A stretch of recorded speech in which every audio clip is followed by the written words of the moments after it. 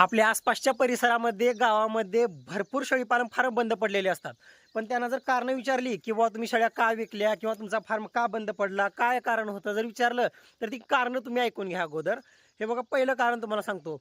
अहो ते गोचिड वा पिसवा लई झाले हो पावसाळ्यामध्ये. त्याच्यामुळे का जनावरच आमची रुजू आली नाहीत किंवा 1-2 औषधी फवारली आम्ही. भरपूर प्रयत्न केला पण काय गोचडं काय कमी झाली नाही. ते पिसा वगैरे पिल्लांना झाल्या भरपूर प्रमाणामध्ये.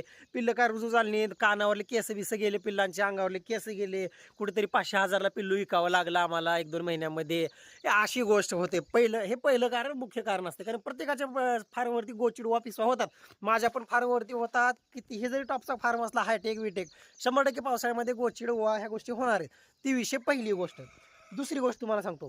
पावसाळ्यामध्ये पिल्लंच मरतात हो. म्हणजे पिल्लाचं संगोपनच करता येत नाही. दूधच पुरत नाही पिल्लं. आता 15 पिल्लं राहिले त्याच्यामध्ये सर्रास 10, 12, 15 पिल्लं सगळेच्या सगळे पिल्लं एखादी खोप मरतच असते सारखं. अजिबात म्हणजे तुम्हाला सांगतो एखादी खोप म्हणजे लागवडीच्या बोकडापासूनचा जो खर्च होता खुराकापासूनचा ते पूर्ण खर्च म्हणजे वाया जातो. आणि त्याच्यामुळे पिल्लं मरतात पावसाळ्यामध्ये. त्याच्यामुळे आपलं शेळीपालन बंद पडलं. पुरलंच नाही आपल्या शेळीपालन. अजून एक कारण तुम्हाला सांगतो, तिसरं कारण जे की बाबा रोग भरपूर येतात पावसाळ्यामध्ये. पावसाळ्याच्या सुरुवातीला आले की पूर्ण ते का फोडं येतात की तोंडाला. ती तसले फोडं आले की शेळीला लगेच ताप येते. ते तापीचं इंजेक्शन दिलं की ती फोडं ते पूर्ण रक्तबंबाळ होते किंवा पस भरते मध्ये. त्याच्यानं काय ती शेळीला रुजूच येत नाही. शेळी खराब झाली की पिल्लं ऑटोमॅटिक खराब होतात. अशा गोष्टी झाल्या आमच्या फार्ममध्ये. त्याच्यामुळं नाईलाज असतं आम्हाला चांगल्या चांगल्या शेळ्या विकाव्या लागल्या. आणि एक चौथी गोष्ट तुम्हाला सांगतो. शेळ्या गावरान होत्या हो, पण यूट्यूबवरचे व्हिडिओ वगैरे बघितलं की बाबा आम्ही बीटल बोकड क्रॉस करा, चांगले चांगले मोठे पिल्लं पडतात किंवा आफ्रिकन बोर क्रॉस करा, वेट गेन फास्ट होते.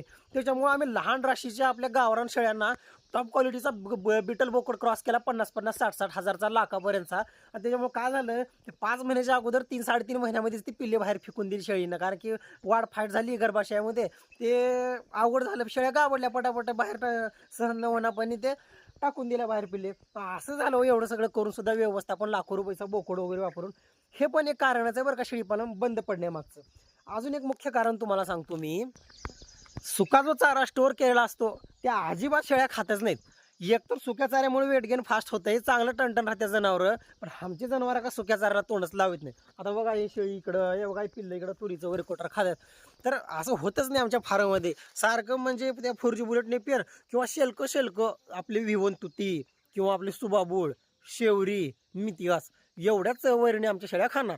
मग अशा गोष्टी झाल्या फार्मवरती. मग त्याच्यामुळे झालं का आता एखाद्या शेतकऱ्याकडे उन्हाळ्यामध्ये पाणी असतंय, कुणाकडे राहत नाही. असं गोष्टी एखाद्याकडे पाणी नसलं, मेथी घास वाळला, काहीतरी हिरव्या वैरणीवरचा तुटवडा झाला, जनावर डायरेक्ट हिरव्या वैरणीवर डायरेक्ट सुक्या वैरणीवर गेले, कडब्यावरती गेले, गोळ्यावरती गेले, डायरेक्ट जनावर खराब. आणि त्या ठिकाणी आपण खुराक पण चालू केले नसतो. डायरेक्ट जनावर खराब झाली. मग आपण काय विचार करतो की बाबा आम्ही काय केलं, 20,000 शेळी आणली होती, खराब झाल्यामुळे 10-12,000ला विकून टाकली, तिथं लॉस झाला. मग त्याच्यामुळे मानसिकता अशी तयार झाली की बाबा बरोबर आहे, हे शेळीपालन काय नाही उगाच दिसतं व्हिडिओमध्ये आपल्याला. बाबा एवढं एक शेळी 30,000 उत्पन्न देते, 40,000 उत्पन्न देते, 20,000 तर देते. असं झालं. ह्या मानसिकतेने सुरू केलं होतं. रियालिटी बघायला गेली काय होत नाही. या शेळीला ढिगारा, आजार आणि हेन तेन. हे बरोबर आहेत बरं का. हे कारण प्रत्येकानं म्हणजे प्रत्येक बंद पडलेल्या शेळीपालन फार्मचं काही ना काही अडचणी असतात. वेगवेगळ्या अडचणी असतात, ज्याच्या त्यांच्या अनुभवानुसार वेगवेगळ्या अडचणी असू शकतात. अजून एक गोष्ट मी तुम्हाला सांगतो, पिल्लांचे संगोपन. पिल्लांच्या संगोपनामध्ये तुम्हाला सांगतो अशी पिल्लं राहतच नाही तो एका जाग्यात. सारखं काहीतरी त्या पिल्लांच्या मागे आहेच. कुणाला शेंबूडच येते, कुणाला काहीतरी तापच येते, एखादी रुंगूनच पडते, एखादी दूध पिते, जण कोपऱ्यात बसते दिवसभर, एखादं उठून उभारतच नाही, एखादी आकडूनच थांबते. पिल्लेच हे होतात सारखं. शेळ्या तर टॉपच्या आहेत. आणि एक कारण तुम्हाला सांगतो, शेळीला जरा का होईना हिंडवाच लागते.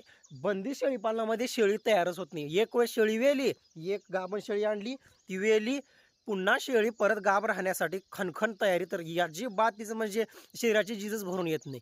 ही एक कारण आहे. आता आणि अत्यंत महत्त्वाचं तुम्हाला कारण सांगतो की बाबा आता बघा ही आपली होंडा मस्त ही खात्या तुरीचं गोळे आहे, ते बघू शकता मस्तपैकी सावकाश काढ्या येतं. आपला हार्वेस्टरवर काढलेलं तुरीचं गोळे आहे, तरी सुद्धा शेळी असं म्हणजे हे करून खाते, मध्ये तोंड घालते, मध्ये पाला खाते. हे बघा तुम्ही बघू शकता इथं. हां, आता अजून एक आम्ही शेळ्या मोब जबरदस्त वापरते. कारण सांगतोय, शेळ्या एकदम जबरदस्त आणल्या, टॉप क्वालिटीच्या शेळ्या आणल्या महागड्या. पण झालं काय, 1-2 वेत झाले की काय होते की ते भरपूर खुराक वगैरे खाऊ घातला, त्याच्यानंतर ते सड जे राहतात ना दोन्ही थानं, ते कायला मस्टॅटीज हो, काहीतरी त्याच्यामध्ये पाणी निघ, रक्त निघ, एखादी सड मोठं हो, एखादी सड बारीक हो, असं सड निकामी झाले. त्याच्यामुळे पिलांचं संगोपन व्यवस्थित झाले नाही. शेळी दिसायला तर जबरदस्त दिसली आमची, पण म्हणावं तसं काय तिला म्हणजे आजार झाले, कासेची वगैरे, अल्फा झाला, ते नंतर आम्हाला इंजेक्शन एकतर माहिती नको, डॉक्टर आले की फार्मवरती हजार रुपये घेऊन जातात आणि काहीतरी इलाज सांगून जातात निघून. अशा गोष्टी घडल्या. मग अनेक भरपूर कारणं आहेत की बाबा आमचं शेड व्यवस्थापन नीट नव्हतं. आमच्या शेळ्या लगड 2 दिवस पावसामध्ये भिजल्या, शेड आमचा खराब होता, त्याच्यामुळे दुर्लक्ष झालं. म्हणजे आपला लागून बसलेला पाऊस असतो ना, की ह्या दिवसामध्ये 15-15, 20 दिवस पाऊस उघडत नाही, त्याच्यामध्ये शेळ्या भिजल्या रोज. सर्दी झाली, निमोनिया झाला पिल्लांना, मेली पिल्लं, खोप गेली. मग त्या ठिकाणी मग असे भरपूर कारणं आहेत बरं का, की आपलं शेळीपालन बंद पडतं किंवा ह्या कारणावरती आपण काही इलाजच करत नाही. म्हणजे कसं, आता का झालं बाबा, पिल्लांना सर्दी का होते? आता तुम्ही विचार करा, हे इथं सगळा परिसर आहे, पावसाळ्यात थंडगार परिसर आहे, इथं फरशी आहे, ती पिल्लं तिन्ही पिल्लं बघा तिथं का बसल्यात? त्या पिल्लांना ती जागा चांगली वाटते. खरं तर ती फरशी सुद्धा थंडगार असते, पण ह्या ह्या परिसरात तुलनात म्हणजे ह्या जमिनीवर बसण्यापेक्षा ते तिथं बसलेले आहेत. का? कारण त्याला कोरडी, स्वच्छ आणि जबरदस्त अशी, म्हणजे त्याला जेणेकरून त्याने स्वतःची मानसिकता, शेळी खूप जबरदस्त आहे बरं का, कारण जिथं तिला बसायला कोरडी, चांगली आणि स्वच्छ जागा लागत असते, मगच त्यांची मानसिकता चांगली होते, संगोपन चांगलं होते. मग ह्या गोष्टी बघा तुम्ही अगोदर फार्ममध्ये. मग मला काय म्हणायचं व्हिडिओमधून, किंवा ह्या ज्या अडचणी आहेत. आणि दुसरी गोष्ट, आणि जाता जाता त्यांना फक्त एवढं विचारा की जंतनाशक कोणतं पाजत होतो तुम्ही? मग त्याने म्हणतील नाही, जंतनाशक वगैरे कधी आपण पाजलेलं नाही. मग त्या ठिकाणी मग बघा बुवा तुम्ही, होय तुम्ही मग आणले हो 20-20 हजारचे तुम्ही कॅल्शियम, बऱ्याच ह्याच्याच आमच्या गावात पण म्हणतात की आम्ही 20,000चं मेडिकल आणलं शेळ्यांना, आम्ही खूप संगोपन करतोय. आपण डिवरिंग कोण करणार भाऊ? डिवरिंग महत्वाचे आहे ना, म्हणजे कसं, पालत्या घागरीवर पाणी घालायचं आपण.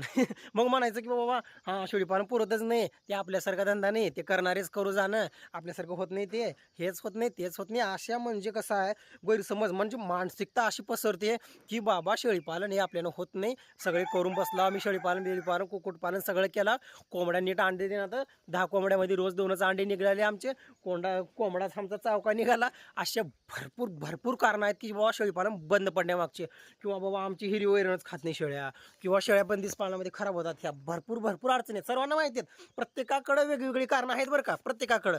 मग हे कारणं काय आहेत? आता मी जे काही तुम्हाला कारणं सांगितली, बाबा पिल्लांचं संगोपन व्यवस्थित होत नाही, गाभण काळामध्ये शेळीची पिल्लंच व्यवस्थित पडत नाहीत, गाभण काळामध्ये आम्हाला संगोपनच माहीत नाही. आम्ही काय केलं, भरपूर 5-5 महिने लगड सोयाबीन दिलं, त्या शेळ्या आम्हाला जबरदस्त दिसल्या, सोयाबीनचा रिझल्ट चांगला वाटला, शेळ्या खणखण दिसल्या, शेळ्या गाभच गेल्या नाही, गाभ राहिल्या तर गाबडल्या नाही तर पिल्लं इतकुशी दिली, ते म्हणजे अडचणी झाल्या असते भरपूर प्रमाणामध्ये. म्हणजे सांगायचा उद्देश काय आहे, जे काय आपण संगोपन करतोय ते व्यवस्थित आधी जाणून घ्या की बाबा शेळीचं संगोपन कसं असते. शेळीचं पूर्ण एका वेताचं चक्र आहे. लागवडीचा बोकड कसा असावा, लागवडीचा बोकड 50,000चा आणला, पण तो शेळ्यांना लागवडच करत नसला तर, आणि एखादा आपण मागा आणला होता तो 15-20 हजारचा, 20,000चा असेल तो बोकड, एक 20,000चा बोकड आणून लागवड केला, 2 दिवसातच एक शेळी गाभ राहिली होती ना, एक शेळी गाभ तुम्ही व्हिडिओमध्ये दाखवलं होतं.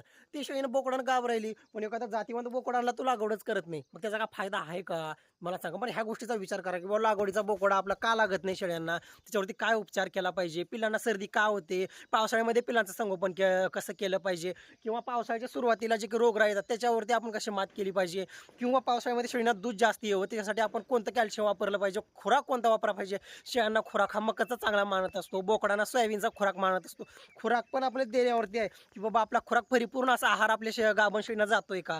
कारण आता समजा ही शेळी आहे, ह्या शेळीला ज्यावेळेस आपण खुराक देतो, ह्या शेळीसाठी देऊ नका तुम्ही गाभण काळामध्ये, ह्या शेळीसाठी खुराक द्यायची का गरज नाही. पण हिच्या पोटाचे पिल्लं आहेत त्याच्यासाठी आपल्याला खुराक देणं गरजेचं आहे, त्याच्यासाठी मल्टीव्हिटॅमिन, शार्कोफेरॉल वेळ देणं गरजेचं आहे. कारण कसं आहे, आता शेळी वेली, पिल्लं वगैरे आले, तर ते पिल्लाचं व्यवस्थित संगोपन आपल्याला काय वाटतं माहिती आहे का, तुम्हाला सांगतो. आता समजा आता बोकड आहे, बोकडच 5 महिने 6 महिन्यामध्ये 10,000 रुपये खडी, पण ते 10,000 रुपये काढण्यासाठी 10 रोगाला सामोरं जावं लागत असते तुम्हाला. ह्या गोष्टीचा अगोदर विचार करा. ते 6 महिन्यामध्ये त्याला एक बार मावा होतंय, एक बार तापच येते, एकदा रुंगूनच पडते, एकदा दूधच पित नाही, एकदा आग ओढूनच उभं खाते, एकदा चाराच खात नाही. ह्या अशा गोष्टी होतात. कुठं तर जाते, ताराला वर काढते, दुखापत होती, आसाडी पडते, ह्या अशा भरपूर अडचणी येत असतात. हां, मान्य मला उत्पन्न आहे बरं का, भरपूर उत्पन्न शेळीपालनामध्ये, पण ते उत्पन्न काढून घेण्यासाठी तितकी माहिती तुम्हाला पाहिजे. असं नाही, आता समजा मला 10 शेळ्या दिल्या, मी तुम्हाला मस्त 1-1.5 लाख रुपये उत्पन्न काढून दाखवू शकतो. तर समजा एखादी नवीन शेळीपालक आहे, कुठेतरी यूट्यूबवरती व्हिडिओ बघून आलेला शेळीपालक आहे, जे की फक्त एक डोळ्याला जे दिसतंय पुढं किंवा उत्पन्न, त्यानुसार तो विचार करून ते शेळीपालनामध्ये, तर त्याला 10 जर शेळ्या घेऊन दिल्या, 100% लॉसमध्ये जाणार, ते 100% लॉसमध्ये जाणार. कारण त्याला माहितीच नाही त्या गोष्टींची, किंवा शेळी काय असते, शेळीची ओळख, जात, निवड कशी करायची, शेळी बाजारातून खरेदी कशी करायची, ह्या सर्व गोष्टींची माहिती असायला पाहिजे. रोगराई, पहिली गोष्ट तुम्हाला सांगतो, रोगराईमध्ये कमी का डॉक्टर हो असं काहीच विषय नाही. प्रथम उपचार हे बघा, कोणतंही जनावर, स्वतः ही शेळी आहे, इलाज करण्यासाठी आपल्याला 2-3 दिवस 2 दिवस 1 दिवस 100% वेळ देत असते. तिथं आपण जर दुर्लक्ष केलं कार्यक्रम झाला. आता बऱ्याच जणांचा विषय काय असतो, तुमच्याकडे आहेत 4 शेळ्या, तुम्ही म्हणता की बाबा 4-5 शेळ्याचं संगोपन आहे, तुम्ही 1 नंबर करत असता. तुमच्याकडे 20 शेळ्या वगैरे असल्यावर काय करत, मग बघा उद्याच्याला 20 जर माझ्याकडे जर शेळ्या झाल्या त्याचे 35-40 पिल्ले झाले, त्यावेळेस सुद्धा मी संगोपन अशाच करणार, ह्या पद्धतीनंच करणार. बघू शकता बोकड आहे हा, का जबरदस्त बोकड आहे बघा, एकदम तेल जबरदस्त मोरकानी बोकड आहे. आता बघा ज्या वेळेची विक्री वगैरे करेल तर कितीला विकेल काय विकेल ते सर्व व्हिडिओ तुम्हाला येऊन जातील. आणि इथून पुढे शेळ्यांचं सुद्धा संगोपन करेल, किंवा 20 जरी पिल्ले झाले 30 जरी पिल्ले झाले फार्मवरती, त्यावेळेस सुद्धा मी कोणत्या पद्धतीने संगोपन करणार ते सर्व गोष्टी जाणून घेण्यासाठी तुम्ही रेबल स्टार फार्मला सबस्क्राईब करून घ्या. आणि ह्या शेळीपालन बंद पडण्याच्या मागं किंवा आपली जी मानसिकता असते की बाबा हां एखादी पिल्ल्याची खोप मिली झालं शेळीपालन परवडतच नाही, अरे बाबा थांबायचं थोडं. इनोलो आणि एक्झापार का शेळ्या वगैरे गाबडल्या, इनोलो आणि एक्झापार जे काय आहे ते सर्व व्यवस्थित पाजून घ्यायचं. शेळी वेली पुढच्या वेताची तयारी आपण काय करतो, एक वेळ शेळी वेली असं वाटतं जसं काय विषय संपला, आता ती शेळी नव्यानं परत 2-3 महिन्यामध्ये गाब राहायची आपल्याला. त्याच्यामुळे तिचं व्यवस्थित डिवॉर्मिंग जंतुनाशक वगैरे करून ते पुढच्या वेताची तयारी केली पाहिजे त्या शेळींसोबत आपण. म्हणजे तसा विचारच आपण करत नाही, तुम्हाला सांगतो. फक्त कसं आहे एखादी खूप मेली मानसिकता लगेच खराब, अरे बापरे शेळीपालन म्हणजे लय अवघड आहे बुवा, पुरतच नाही शेळीपालन, चला विकून टाकल्या कुठेतरी व्यापारी आणला डायरेक्ट पत्र्याचं शेड विकणे आहे डायरेक्ट, विषय संपला. म्हणजे कसं लाखोचा शेड हजारामध्ये गेला, अशा गोष्टी होतात. म्हणजे मला सांगायचा उद्देश एवढाच आहे की इथून पुढचे जे व्हिडिओ आहेत येणारे ते प्रत्येक अडचणीवरती, जेणेकरून शेळीपालनामध्ये जे काही बंद पडण्याचे जे कारणं आहेत भरपूर, ते कारण तुम्ही सुद्धा मला सांगा. आणि त्या प्रत्येक कारणावरती सेपरेटली आपण व्हिडिओ बनवत जाणार आहोत इथून पुढच्या व्हिडिओमध्ये, इथून पुढच्या आपल्या ह्याच्यामध्ये.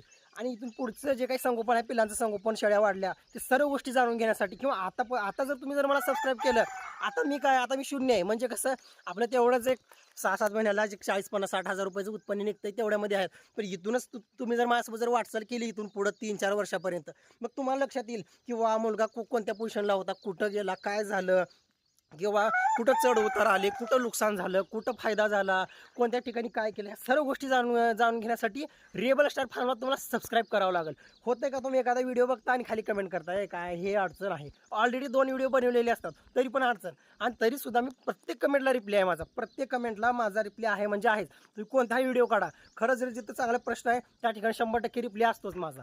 तर ठीक आहे, सांगायचा उद्देश एवढाच होता किंवा भरपूर शेळीपालन बंद पडण्याचे भरपूर कारण असतात. कोणाचं चारा नियोजनाचं प्रॉब्लेम, कोणाचं शेड व्यवस्थापनाचं प्रॉब्लेम, कोणाचं शेळ्याचं गाबडण्याचं प्रॉब्लेम. बघा उन्हाळा आला, आमच्या उन्हाळ्यामध्ये 10 शेळ्या गाबडल्या. आपण का गाबडल्या 10 शेळ्या, माझ्या का नाही गाबडल्या 10 शेळ्या, हे बघा सर्वांना माहिती आहे. मागची व्हिडिओ तुम्ही बघा, किती ऊन होतं, एप्रिल मे 2 महिने ह्या पत्र्यामध्ये शेळ्या बांधून होत्या. इथं हा खुरडा इथं होता, आपण इथं बांधून शेळ्यांना वैरण टाकायचो.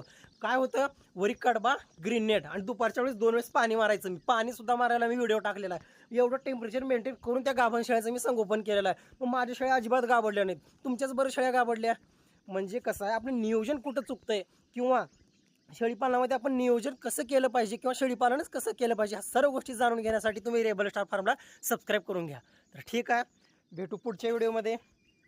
बघू शकता कोंबडा आपला कोंबडा आहे तिकडं, आणि सध्या एक 10 अंडी गोळा झालेली आता. आणि ज्यावेळेस कोंबड्या खुडूक पडतील त्यावेळेस आपण अंड्यावरती कोंबडी कशी बसवणार त्या सर्व गोष्टी तुम्हाला हे बघा. आता एक कोंबड्या अंड्या द्यायला बसलेली आहे इथं 1 नंबर. तर ठीक आहे, भेटू पुढच्या व्हिडिओमध्ये. थांबू इथंच, तोपर्यंत जय हिंद, जय भारत.